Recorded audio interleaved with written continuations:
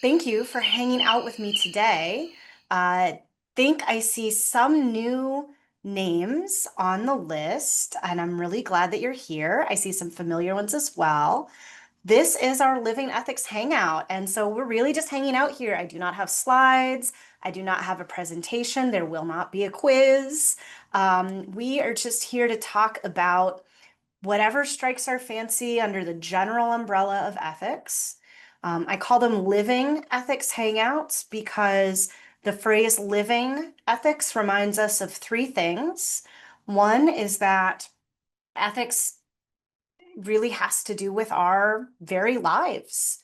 These are things that are really close to us, whether they are hierarchies or what's going on in the news or what's going on in the clinic or whatever we want to talk about today. And I say clinic because I teach within a medical school, although I am not that kind of doctor. I'm an anthropologist like Dawn.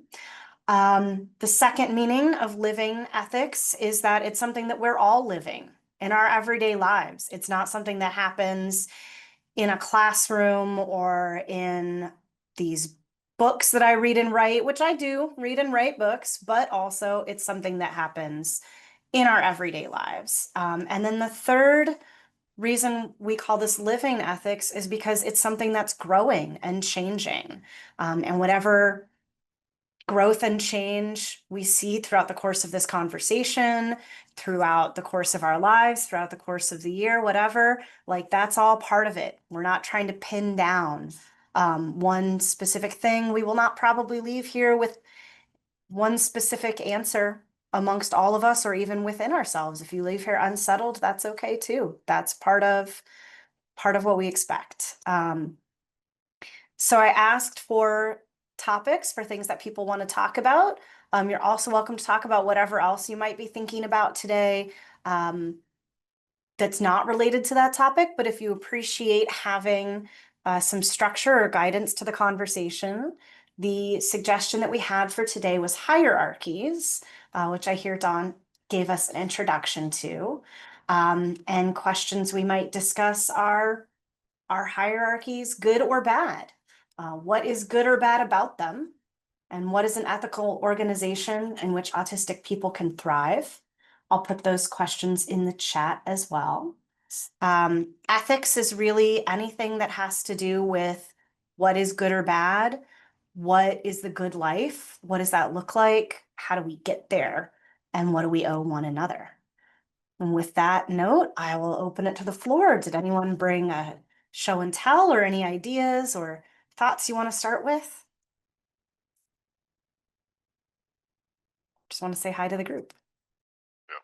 Hi, Ariel. Just gonna jump in. So what's on my mind right now? It's partly due to where I am in my process of doctoral work. Also, is is hierarchies of knowledge, specifically whose knowledge counts. So that's what I would like to spend a little time with today.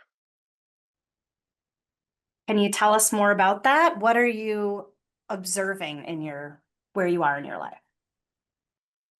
Well, I'll try to make the backstory as short as I can. So I'm a PhD candidate.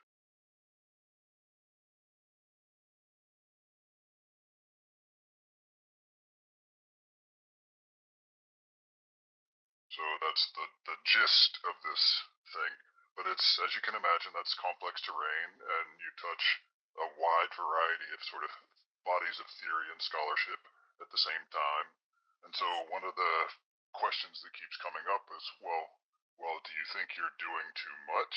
How are you going to demonstrate basically your capacity, your fluency, your rigor, all of these things, given uh, what you're talking about and how?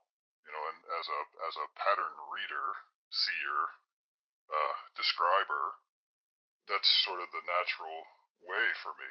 Is I don't think in discrete boxes. I'm like, oh, there's this, and here it is again, and here it is again, and here it is again, and here it is again, right? So that somehow translates in the academy's frameworks to theoretical laziness or lack of rigor or doing too much or superficial engagement or any of those sorts of things. So the question really on my mind is, how do we, as autistic people, actually uh, be heard? How are we actually heard and understood? How do I communicate what I'm trying to communicate? That seeing a replicating pattern across a zillion phenomena that appear to others as uh, unconnected doesn't mean that they're not connected.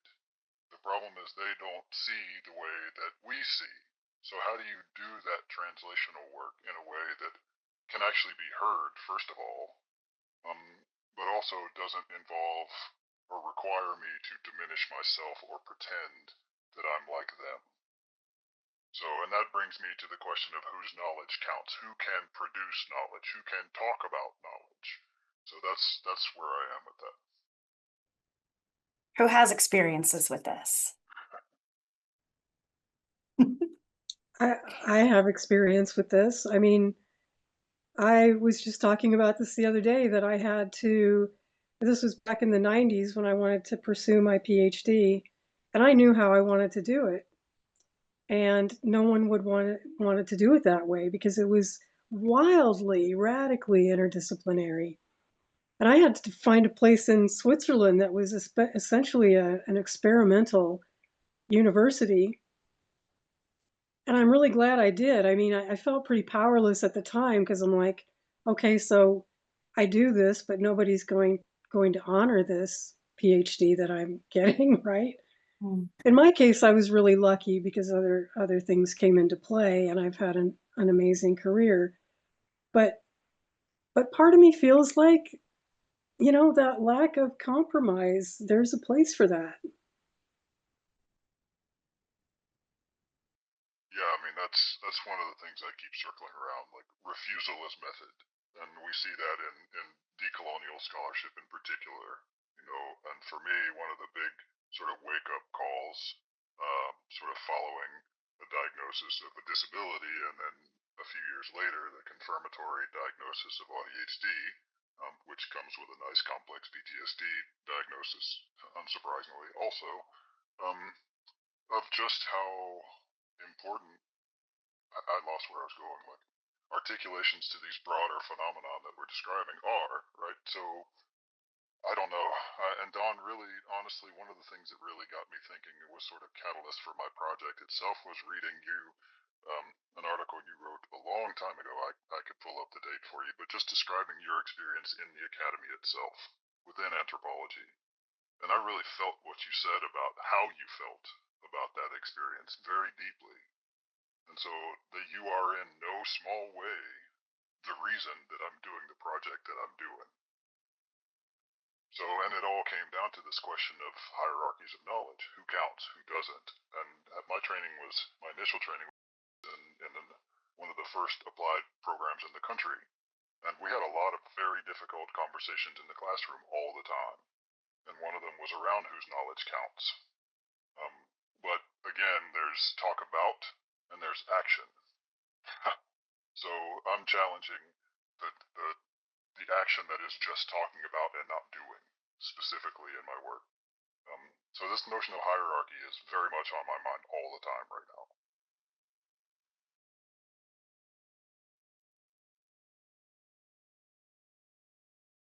I always have to relearn how to unmute every time. So I was diagnosed in 1980, and as a child, and I think that kind of hindered me from the hierarchy of education because I was immediately pigeonholed into this person's not going to succeed, special education, um, and then later in life I was put into a Christian school where they thought I was like satanic, trying to pray the autism out of me every day. And they weren't accredited. So I literally have a ninth grade education on paper. One of my biggest things that I love so much is theoretical quantum physics. I'm extremely brilliant in the arts and in all different kinds of ways, but in the hierarchical sense of knowledge, I have no understanding of how it works. I'm not really sure how I ended up in the CASY group. If I try to think about um, divine, possibly, but that's one thing I really love about this group is I can have a voice and say things and express, and that hierarchy isn't a barrier here in this group. And I think that's super important because not all of us had the opportunity. I think of hierarchy sometimes as privilege.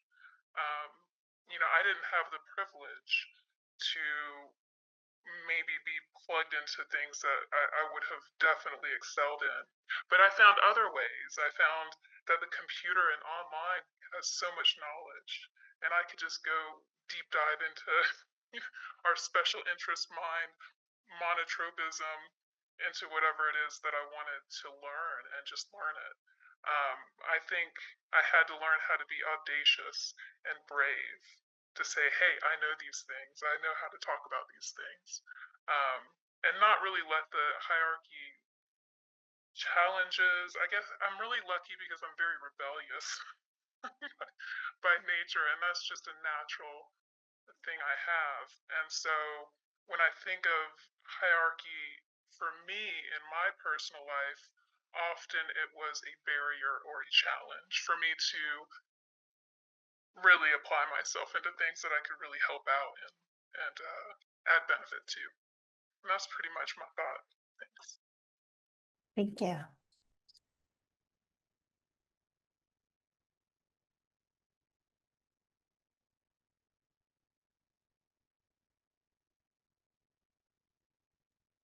I love the term audacious. I've been using it a lot lately. I think it's great for our community because we're the paradigm shifters, right? I feel like we reach for ways, platforms on which to build. Okay, so they're solid and everybody knows about them, and then we sort of use them as a launch pad, right?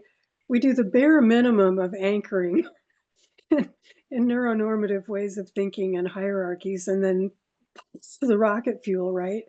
Audaciousness is the rocket fuel.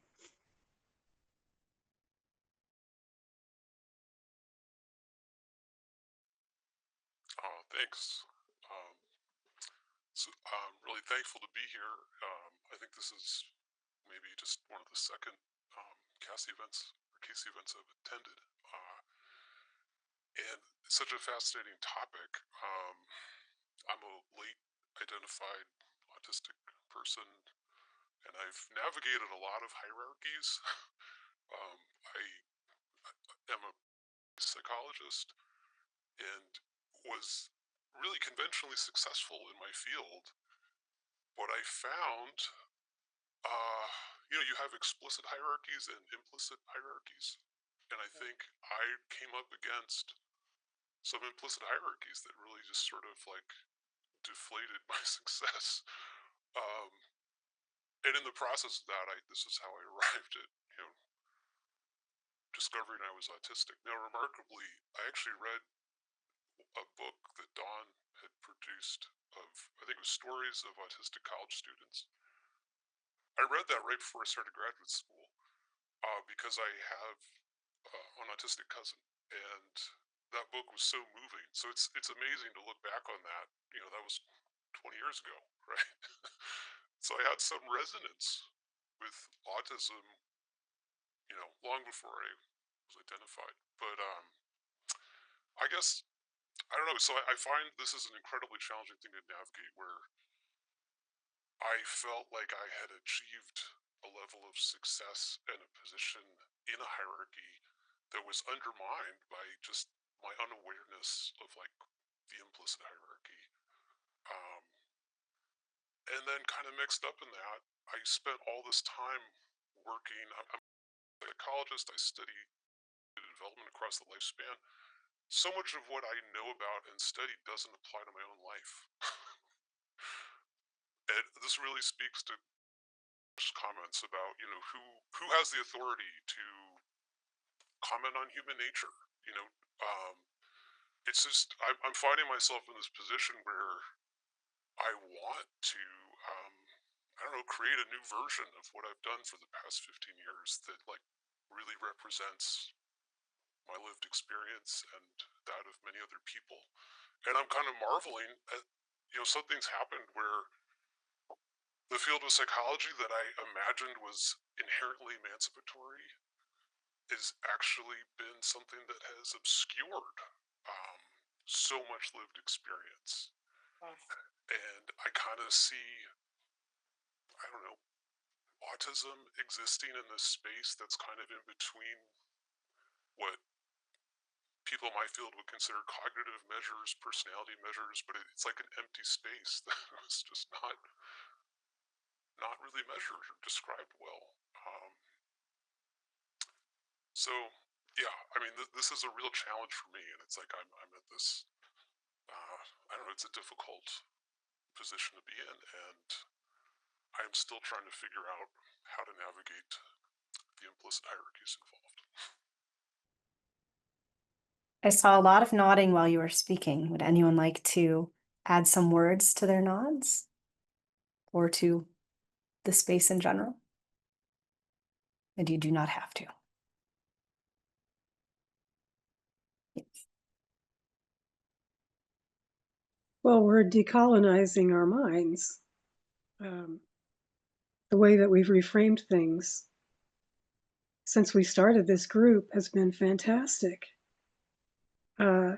Stimming, for example, isn't some kind of bad habit that somebody needs to be smacked around for. It becomes this, a dance of self-expression and engagement with the environment. Sensitivities become a neuroholographic experience rather than, oh, you're too sensitive, you need to, live in the real world, whatever that is. And so we've started to deconstruct those things and take the tentacles out of our minds. And I'm just glad that people are here for that. And I do think some of that deconstruction is right now me being embarrassed that I put like a hierarchy of words on there, right? Words are not the only way we engage in this space. So it's an invitation. If you like an explicit invitation to come in, I also welcome and I'm really glad for all the other ways that we're present and communicating here.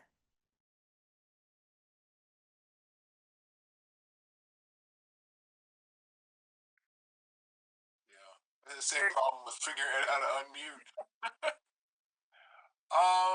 Not sure I'm going to be able to get my thoughts together very well today, but I'll give it a shot.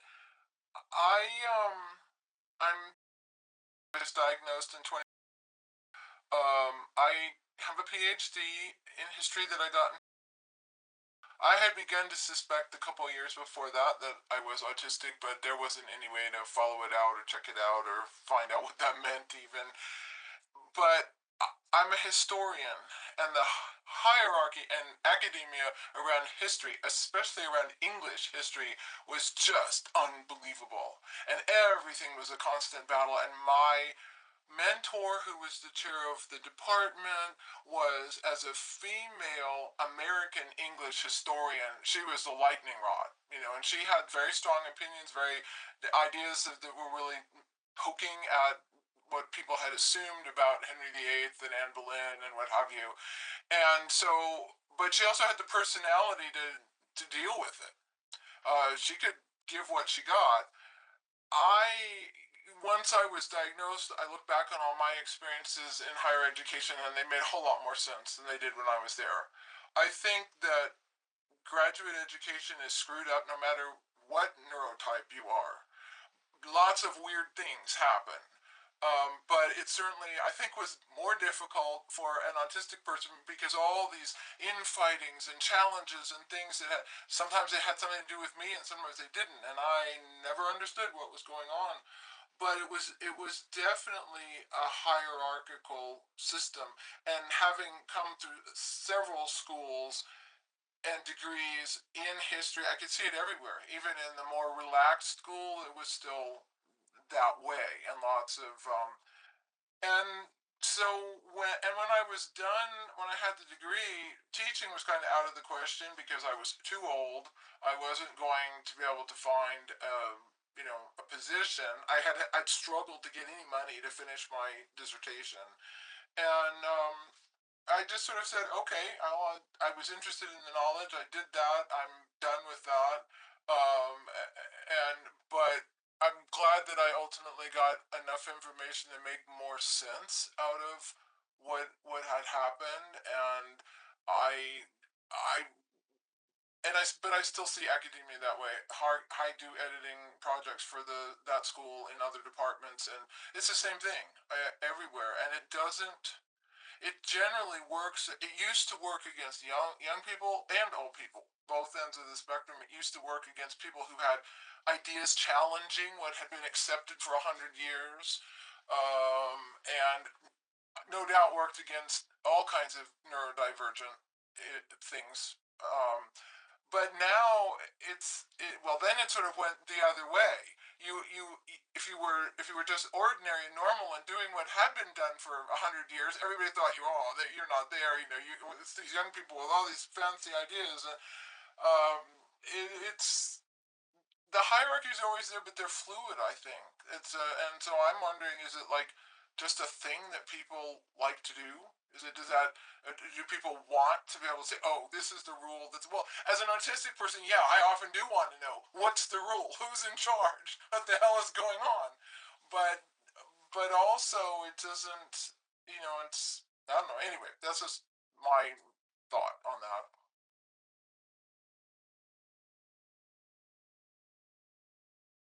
So I'd given a talk earlier this year, and one of the things, my background was in software development until I couldn't do that anymore due to injury. But one of the things I was talking about, accommodations for autistic people in the workplace. And one of the things, points I made was that sometimes we can use the hierarchy's rules to our advantage. Businesses always concerned about return on investment per worker.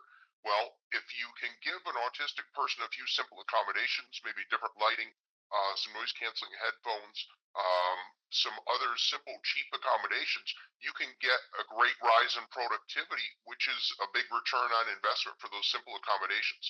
So we're shifting the frame from, oh, this is going to cost the business money, to no, this is going to make the business money by giving those accommodations, because you unlock that brain power and allow that programmer to be more productive.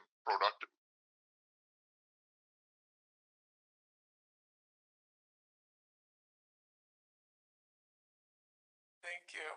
Happy to be here as usual for everyone that they're sharing. I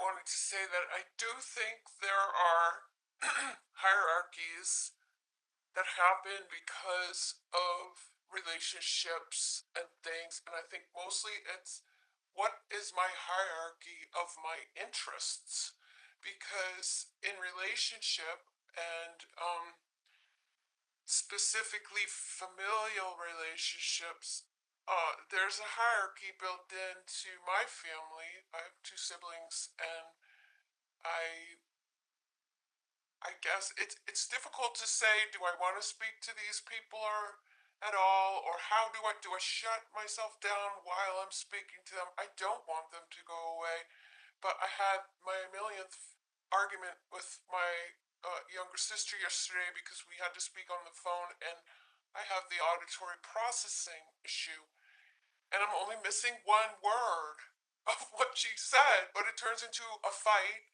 And yesterday, she said I was punishing her, and so overall, like I find myself looking at hierarchies of who I can deal with, like how much spoons, and why can't people get along better. And I also don't want to be like hierarchical about autistics are more, better listeners or more altruistic or more this or more that. And so it's a wide open world of trouble. and but the family hierarchies feel to me the very most difficult because I'm a rebel, I'm a fighter, and I'm outspoken, and I can be very loud, which people tell me, and I don't want to be loud, but I get passionate. So yeah, it's I think I said what I'm trying to say. Thank you. Did you have something? I go by both. It's just, that's my screen name. It's fine. Thank you for bringing up families. That's a really big deal for so many of us. So I just wanted to thank you for that. But I wanted to circle back a little bit, and this is also in extending what you're saying, but to come back to your point about um, return on investment sort of thinking, although, capitalist logics, they really get under my skin. But I find them, what you said, useful for thinking about something that I think about a lot in my own sort of process, and that's that recognizing and understanding and then accommodating our needs doesn't just benefit us by any stretch. Actually, it actually benefits everyone involved.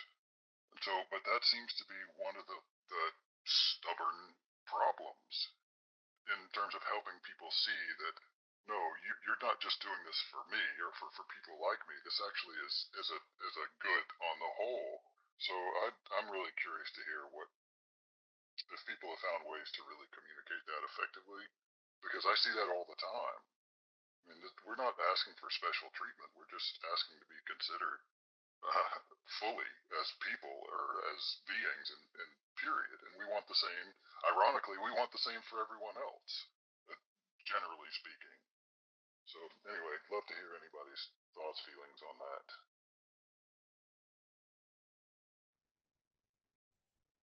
If I can share a thought, I can say one thing that I have been doing lately in my environment is when there's an event somewhere else on the campus that I work on, um, and they offer, like, do you need something for an accommodation?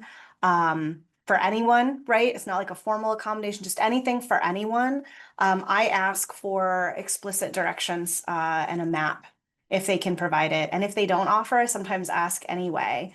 And I think this is something that people maybe started doing from the standpoint of maybe like one or a few specific disabilities or diagnoses they had in mind that I don't necessarily personally have, but I find it so useful.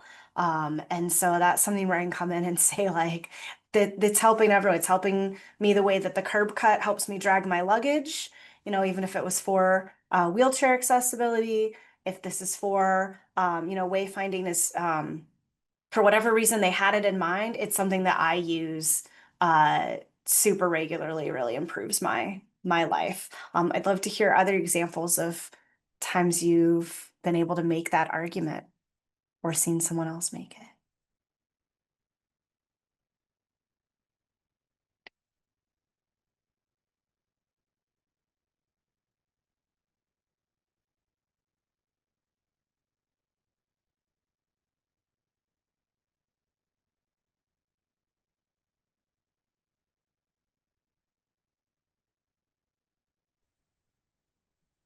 I think I'll jump in, Ariel, if you don't mind.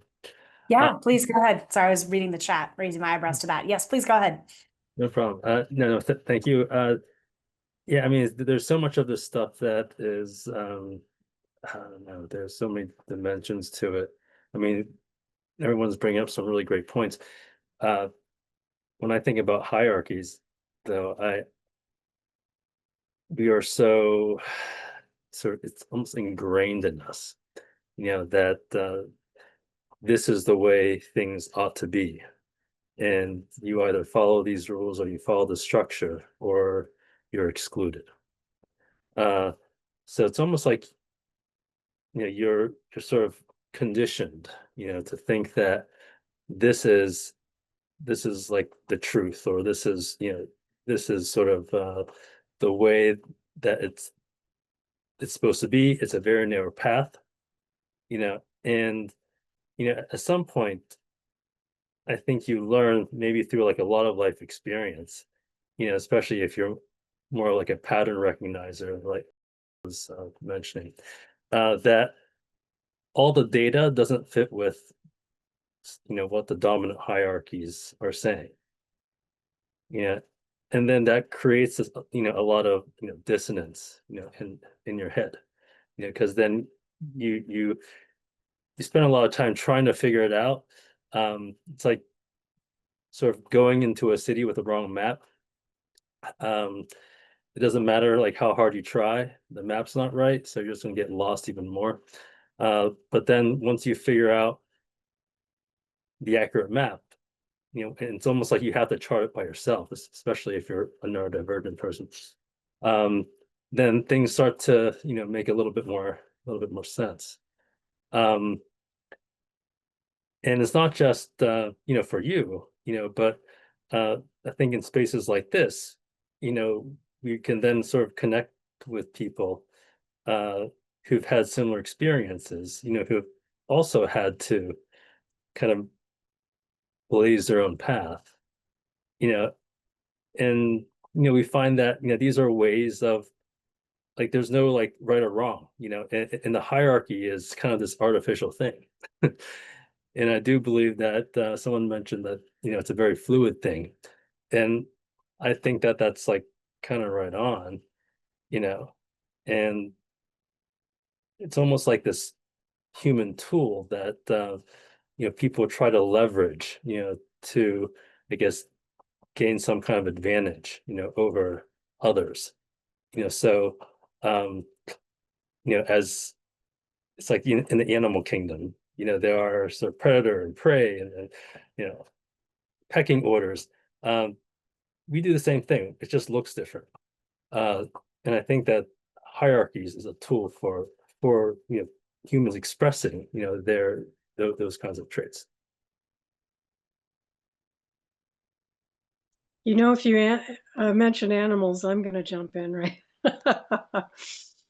So I fought tooth and nail decades ago about, against the idea that gorillas had hierarchies because there's this imposed, arbitrary projection that, male silverbacks are at the top and then he lords it over everyone else. And it's just so far from the truth. Leadership in that context is earned through skill and trust. I struggle myself to make sure I'm a good leader in this group and that I'm backed up by the people. I mean, that's how leadership should be. And when you do that, it erases that hierarchy, I think. At least I hope it does.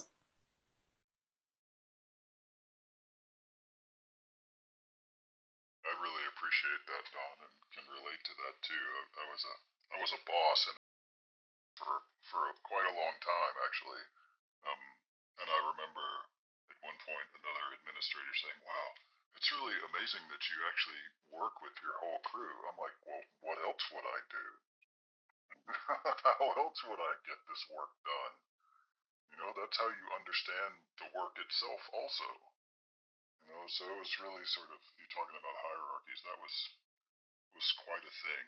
Hierarchies upon hierarchies, and this was too. So, and most of our board and donors were old cotton money, old slavery money. So there's hierarchies within those hierarchies also. Um, it's really challenging, and like I have big energy when I get going about something, so I cause myself a lot of problems pushing back on all of that.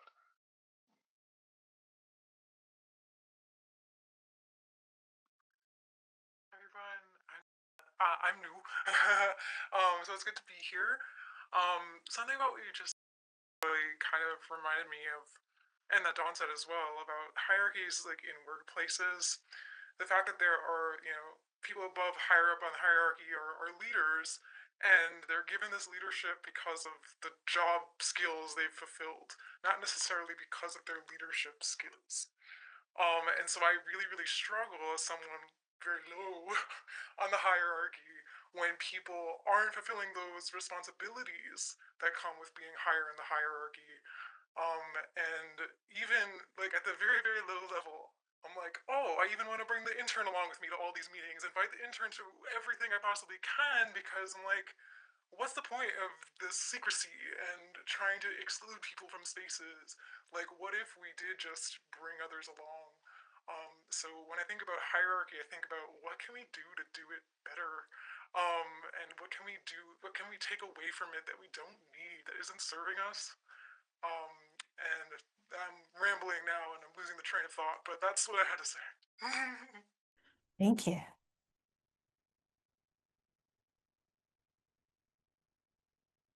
I want to take this as an opportunity to open up some space for what might be good about hierarchies, what might be serving. Or are there any hierarchies you've seen that did serve you or that were good? It's okay if not, but I know we've talked mostly about the bad sides, and I think it's my job as an ethics hangout person to be like, what about the good side? Is there any good side?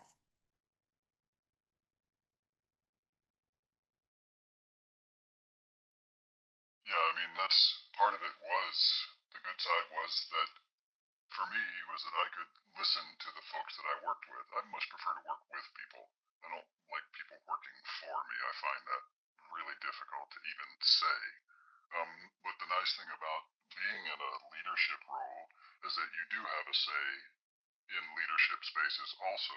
So depending on how you approach your role and your responsibilities, right, in that role, you can serve as a mouthpiece for the folks that you work with, which you can't necessarily do from other positions on that ladder.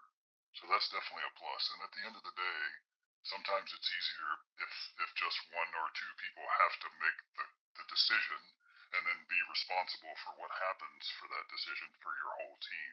It's just harder to distribute responsibility outside of that. So I think there's some practical elements to hierarchies if you understand that power dynamics are not what we typically associate with hierarchies anyway.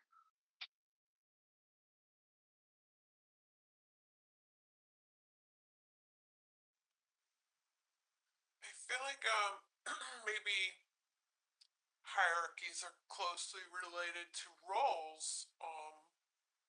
When we talk about work and stuff. Gosh, I forgot what I was gonna say. Oh, no, that was it. I forgot what I was gonna say, but then that came. Oh, I remembered. um, One way that hierarchy has been good, and maybe this is where I got the roles part, is, and I don't know if this is autistic, trying to do the right thing or be my best or whatever, but one hierarchy that has served me is, I guess I would call it contests or challenges or prizes or for instance, when I was a waitress, you had to get up to the gold level to pick your shifts, or you had to sell this many whatever to get this prize, and for some reason, it just gave me a channel to put myself behind it, and I would win. And there was a lot of hard work involved, but I think that's a hierarchy that has served me, and because I can't look back and say I wish I didn't do any of that. I loved winning and achieving in their system. Whatever it might have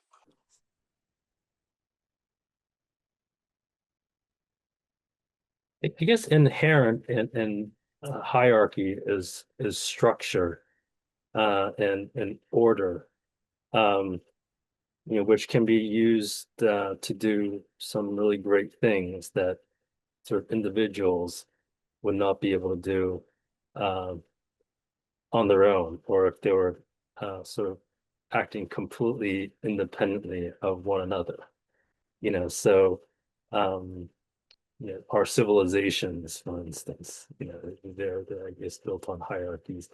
I mean, I guess there's different sort of kinds and degrees of it. Like, even this group, I mean, we were able to organize here based on some kind of like structural hierarchy, and that somebody sort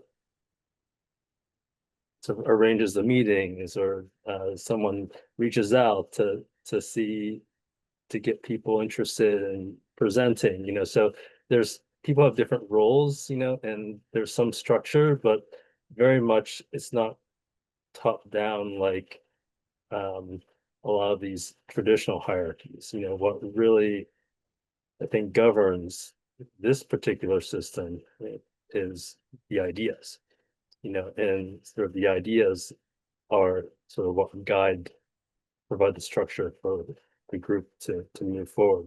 So I guess, there's well, maybe like a lot of things, that there's a sweet spot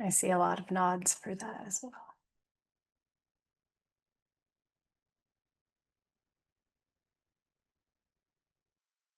I think what you just described is, I mean, it's something I've encountered where you're trying to do something beneficial or positive within a hierarchy, and then you discover that there are these entrenched sources of power. And that is kind of the implicit hierarchy that maybe I wasn't aware of. Now, it's unfortunate because you become aware of it at the point where it's becoming a barrier. Yeah, I found that really frustrating. And I guess I feel like I have this sort of like lack of awareness around that.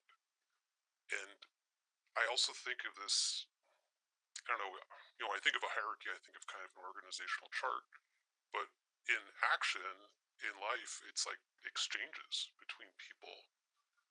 And so when you have, I don't know, information that's passing in multiple different ways, and I'm missing an important channel, or I know I've had many instances where I've offended someone without realizing it. And then I discover that's a transgression within a hierarchy I may not have been aware of. And like these are things I struggle with like every day, and I think earlier we talked about like accommodations. Like, what's the accommodation for that? I really want to know.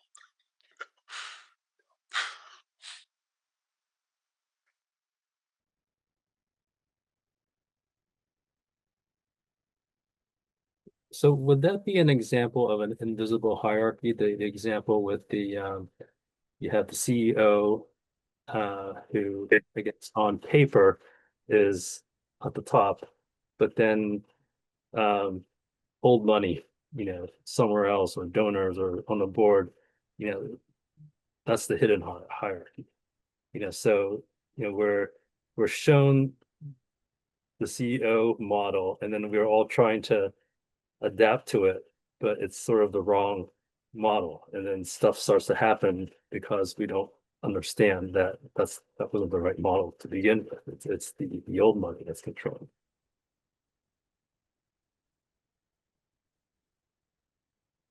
Sounds like an invisible hierarchy to me personally. I see no. Has anyone else had the experience where you encounter that invisible hierarchy and other people around you are like, well, obviously, as if like, well, I guess everyone else can see that as clear as day, and yet I sort of stumbled into that blindly. I mean, I think the question is there anyone here who hasn't experienced that? I mean, it's kind of definitional, I think, for our little band. Well, I don't know, Don. I think because the first examples I'm thinking of are ones where someone else didn't say to me, "Oh, obviously," but they were situations where someone maybe pulled me aside and was like, "Hey," like a little bit of a whisper, just so you know, this is how it works. So I don't know if it was obvious to them or not obvious to them. But that might just be my role as like the, token non-autistic person, so to speak. Also, hi, Kitty. So just beautifully framing the shot there. Any other Go ahead. I don't know, Ariel. I mean, I don't know if it's that way or not, but I certainly sort of walked into that. They used us as edutainment for board members, and in that city there are two main old school ones. Right, this is old money. This is like a small town masquerading as a bigger city, but it's really just like a very small place. It's very insular. But there were power dynamics that were not apparent between these two, which are old money families, and how they parse themselves was not apparent to anyone except them. So people would, to your point, pull me aside sometimes when I was talking about, because people would ask me, what do you need? You're working on this project, we're funding this, what do you need from us? But I was talking to the wrong people sometimes, and I didn't know that. There was no way for me to know that, except for someone to tell me that. But those hierarchies were apparent, and also once I was told this, I started, of course, being an anthropologist and being me, I started watching how these people interacted with one another. And those invisible hierarchies were very much in operation and in place there. But to come back to the goods of that, to the goods of hierarchies, there are also cases where I was able to use knowledge of this secret power, right, the secret hierarchy, to prevent our whole operation from sliding into what we saw was frankly, a fucking disaster. So we leveraged the secret hierarchy to rein in what was all about themselves, right? So, so it can be useful. It's still icky, right? That's to me, it's still icky. The whole thing is just gross, but it can be useful if you're aware that it exists. Thank you. So we're just a minute shy of 4, so I'm going to try 4 o'clock my time at the top of the hour, whatever time zone you're in. So first I want to say, if you would like an explicit, this is the time that you can go now, don't feel bad about it. This is that time. You could have gone anytime, but this is that invitation. I will stick around for some time after if you'd like to keep talking. And then I probably won't finish this by the time the clock switches to the hour, but I'll try to give a little recap of what we've talked about so far. So I'm not going to catch everything, but just to say in general, I have heard a lot of the ways in which hierarchies may be bad, including that they're tools of exclusion, whether that is excluding some types of knowledge from counting, or some individuals' knowledge from counting, or someone from just there is a hierarchy and you're not in it, right? So lots of ways in which hierarchies operate as tools of exclusion, or as tools of privilege that exclude some people from that privilege. We've talked about implicit and explicit hierarchies quite a bit, and some of the secrecy that can come along with hierarchical systems in different ways. We also talked about the possibility for hierarchies to provide rules and roles, while also trying to distinguish that hierarchy is not the same as rules or roles. There can be rules and roles that are non-hierarchical as well. Similarly, we've talked about potential benefits and responsibilities, clarifying who's responsible, or ensuring there is some sort of someone who's taking responsibility and maybe even can use that responsibility in certain ways on a hierarchy that they can't use when there's not a hierarchy there. And we've also talked about the idea that maybe hierarchies are getting something done, and that getting the thing that's getting done is important, and can be a good thing. So I'm sure I missed some things, but I wanted to offer this recap. Oh, and also there's ways of making hierarchies work for you, whether you like them or not. They can set out a set of rules that you can, or that some people have made work for them, like operated, like, now we know that this is what's important in this hierarchy, so we're going to go there. Yeah, so those are some of the things that jumped out to me. And I want to open it up to literally anything else you want to talk about. Any final thoughts on this? Any questions you want to leave the group with? This conversation does not end today. It didn't start today and it didn't end today. You're welcome to join the Discord, the Facebook, the Meetup page. Reach out to me individually if that interests you for some reason. I'll put my email in the chat. I'm at Michigan State University.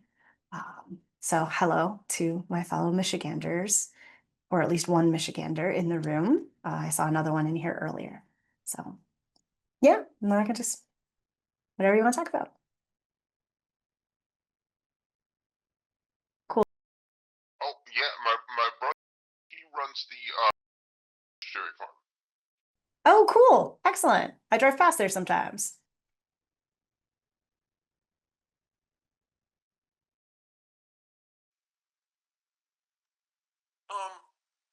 I want to speak to, I'm not sure how hierarchical this is, but it's kind of a phenomenon I've noticed. I think, as we said about roles and rules and stuff, I think all hierarchies do have roles or expected roles. That's part of how they operate, including the secret roles. Yeah. But one thing, and I'm not sure how relevant this is, but I wanted to say that the most strange phenomenon to me recently, it's been, I'm not going to go political, but it's almost as if the roles required nowadays, it's not even just business or work but it's almost like not nobody, but I'm finding people can't say the truth when it's bad, or can't answer the question when it's no. And so it's getting more confusing as an autistic to get basic things answered, because the answer is not the answer. The answer is, oh, well, this is, these are your only options. But it's not even your options. It's like, this is the rule, or this is how it is. And they'll stay on the phone with you and take your time and take their time, but no longer will they admit the truth. It's almost a job role now to have a job where you answer the phone and you pretend to answer questions, but you actually just keep feeding the hard truth in other ways. Like, oh, well, I'll send you a document, and then the document just doesn't have your answer on there. This is all there is. And so you're stuck so much more.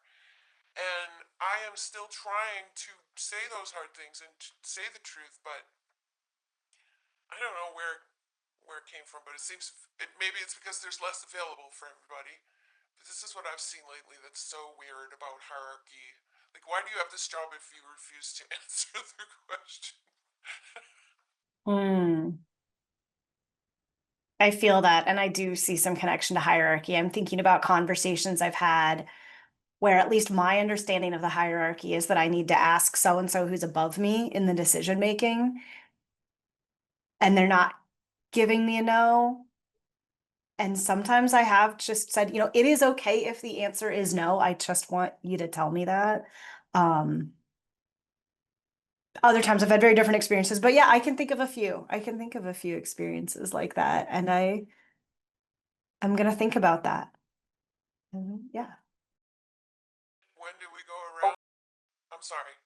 Go ahead, please. It's like, when do we go around them? Like, where is the worst part of this? Like, do you ask for that no and let someone give you no? Because I can't give up very easy, when I know the answer somewhere.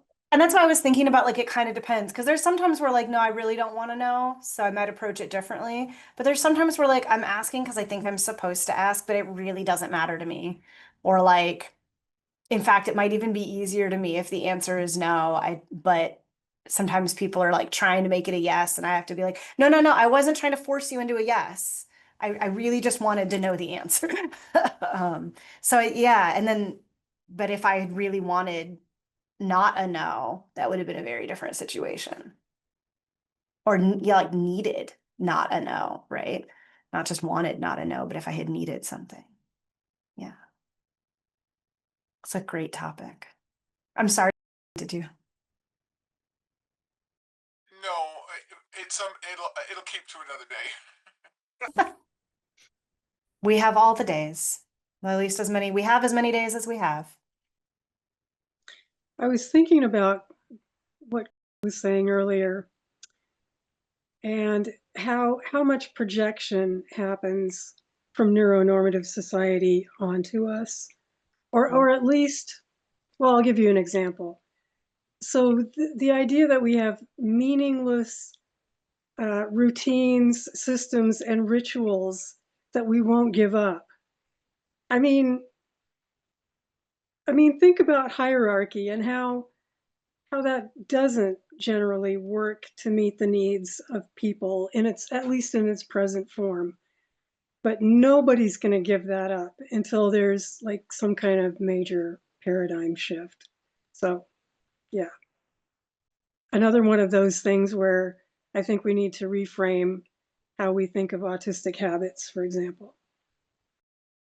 I was thinking about something very similar the other day, Dawn. I might talk to you about it in another venue of just like things that I'm seeing in my work that feel a lot like neurotypical projection of neurotypical anxieties onto, people that they're othering, sort of similar to um, some of the social science that's looked at like discourses around welfare and public assistance in the United States, being maybe projections of middle class anxieties about what the family should look like onto non-middle class families when like the middle class families don't look like that either. They're like, well, you have to have like a two-parent and only two-parent household, be married, 2.5 kids, dog, that kind of thing. And it's like nobody has that. So why are you projecting it only onto like this group you've marginalized? I think I do see some similar things happening in some of my other work with autistic folks too.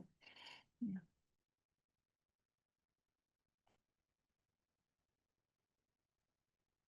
One burning question I have after hearing the mention of invisible hierarchies is, what is the function of having a visible and an invisible one?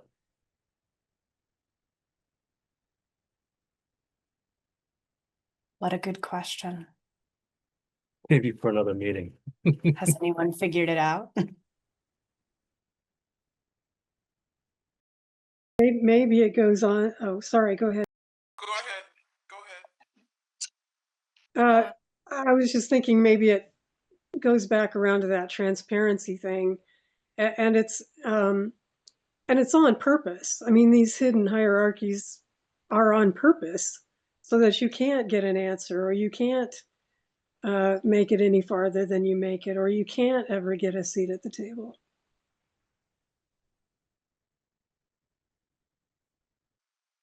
Yeah, it's like Roger was saying earlier that the hierarchies are a lot of the times not even real, but they're there. And what I was thinking is the reason for secrecy is to insulate, and I don't want to generalize, but the bad guy, like to hide who's actually doing the things that aren't so great,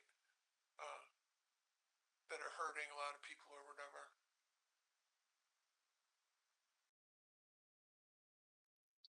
Well, so Dr. Dawn may relate with this, but I was watching Voyager last night, and Boothby and Voyager, the gardener, that's an invisible hierarchy because the highest admiral, lowest cadet, they all respected and talked to Boothby, and they all took his words seriously. Bless you for a Star Trek reference.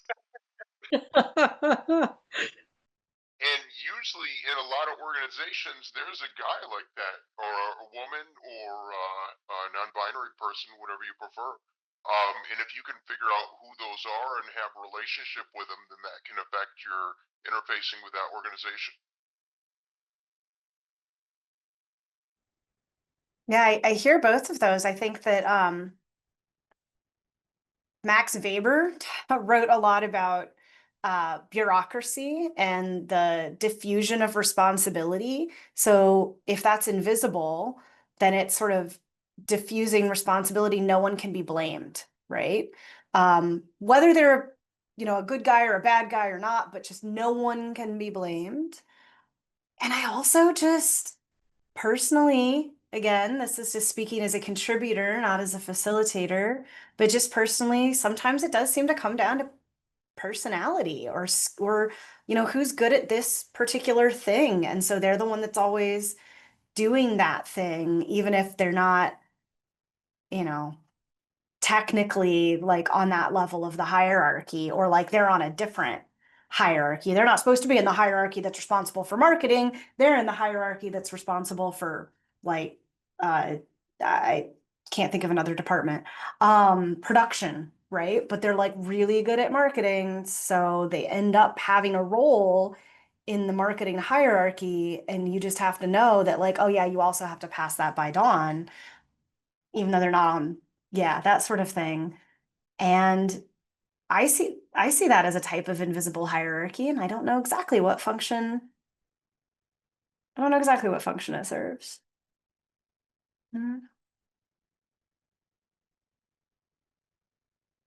It's not really diffusing It almost, responsibility. They're just, it's it taking almost on seems like, responsibility. yeah. I think it's like almost like an assertion of that egalitarian longing that so many people have, like the recognizing that someone is good at something and then they get there, you know, they're in that position, whether they're called that thing or not. That gives me hope. Yeah, maybe some of it's sort of just a rejection of trying to have this specific pre-planned who does what and be a little more flexible in it. Holographic hierarchy. Yeah.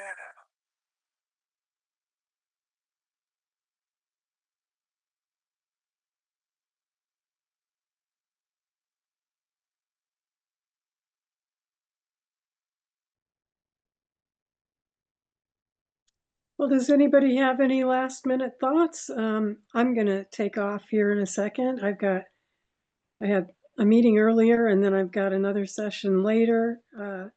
So I'm trying to marshal my spoons, but this was fantastic. As always, Ariel, I mean, as always. Thank you. It was really nice spending this time with you and hope to spend time with you all again soon. And again, anytime, it doesn't have to be in this Zoom window. We've got many different ways to connect and communicate. Bye, everyone.